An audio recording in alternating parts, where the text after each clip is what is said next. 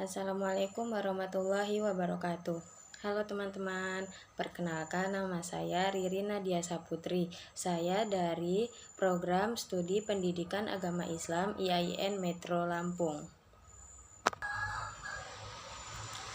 Di pembahasan kali ini saya akan membahas tentang konsep belajar pendidikan agama Islam dalam psikologi pendidikan.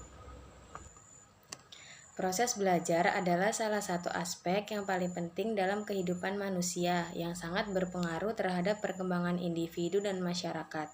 Belajar tidak hanya terjadi di sekolah, tetapi juga dalam pengalaman sehari-hari yang membentuk pengetahuan, keterampilan, dan sikap seseorang. Oleh karena itu, penting untuk memahami apa itu belajar. Belajar dapat diartikan sebagai perubahan dalam perilaku atau pemahaman yang terjadi akibat pengalaman, latihan, dan perasaan. Proses ini melibatkan beberapa elemen seperti pikiran, perasaan, motivasi yang saling berhubungan dalam menghasilkan pelajaran. Belajar juga dapat dipandang sebagai proses yang diarahkan kepada tujuan dan proses berbuat melalui berbagai pengalaman. Dan berikut merupakan pengertian belajar dari para ahli. Yang pertama, Muhammad Surya tahun 1997. Beliau mengatakan bahwa belajar dapat diartikan sebagai proses yang dilakukan kepada individu untuk memperoleh perubahan perilaku baru secara keseluruhan sebagai hasil dari pengalaman individu itu sendiri dalam berinteraksi dengan lingkungannya. Yang kedua, menurut Crow pada tahun 1958, belajar adalah diperolehnya kebiasaan-kebiasaan pengetahuan dan sikap baru. Yang terakhir yaitu dari Hilgard tahun 1962.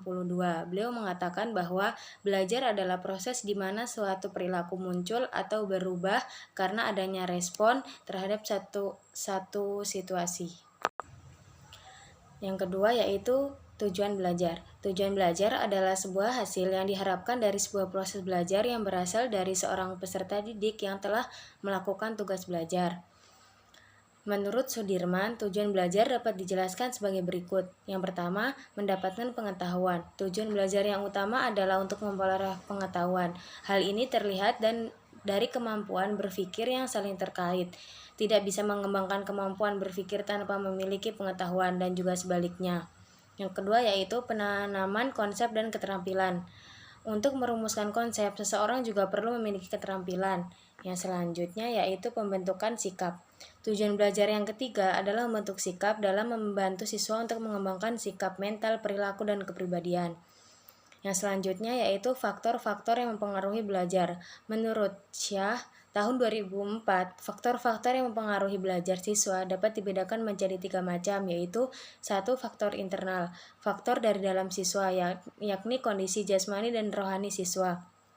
Yang kedua, faktor eksternal, yakni kondisi hubungan lingkungan di sekitar siswa. Yang ketiga, faktor pendekatan belajar, yakni jenis upaya belajar siswa yang meliputi strategi dan metode yang digunakan siswa untuk melakukan kegiatan pelajaran materi pembelajaran. Pembahasan yang selanjutnya yaitu proses belajar. Proses belajar berasal dari bahasa Latin yaitu processus yang berarti berjalan ke depan. Ini dapat dikatakan bahwa proses adalah tahapan kemajuan yang menuju kepada suatu sasaran atau tujuan. Menurut Robert Dalamsyah, ditinjau dari proses belajar, proses berarti cara-cara atau langkah-langkah khusus yang menimbulkan beberapa perubahan hingga tercapai hasil-hasil tertentu. Materi yang terakhir yaitu fase-fase dalam proses belajar. Belajar merupakan kegiatan yang bertahap agar terjadinya perubahan yang bersifat positif. Tahapan-tahapan tersebut yang pertama yaitu fase informasi, tahap penerimaan materi. Pada tahapan ini, siswa memperoleh keterangan mengenai materi yang sedang dipelajari. Informasi yang didapat boleh jadi informasi yang baru yang sama sekali belum ada gambarannya pada siswa, dan ada pula informasi yang akan menambah atau memperluas serta memperdalam pengetahuan yang telah dimiliki siswa sebelumnya. Yang selanjutnya yaitu fase transformasi, yaitu tahap pengubahan materi. Pada fase ini, informasi yang telah diperoleh itu dianalisis, diubah atau ditransformasikan menjadi bentuk yang abstrak atau konseptual supaya nanti bisa digunakan pada hal-hal yang lebih luas. Yang ketiga yaitu fase evaluasi. Tahap penilaian materi. Dalam fase ini, siswa akan menilai sendiri sejauh manakah pengetahuan dapat dimanfaatkan untuk memahami hal-hal yang didapatkan atau memecahkan permasalahan yang dihadapinya. Jadi kesimpulannya, belajar adalah proses yang sangat rumit dan melibatkan banyak aspek, di mana seseorang mengalami perubahan dalam perilaku, pengetahuan, dan keterampilan akibat pengalaman.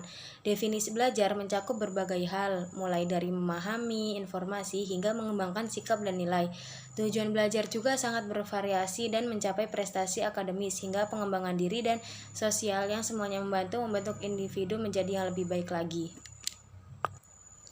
Cukup sekian pembahasan kali ini. Terima kasih terima kasih semuanya atas perhatiannya. Saya ucapkan terima kasih.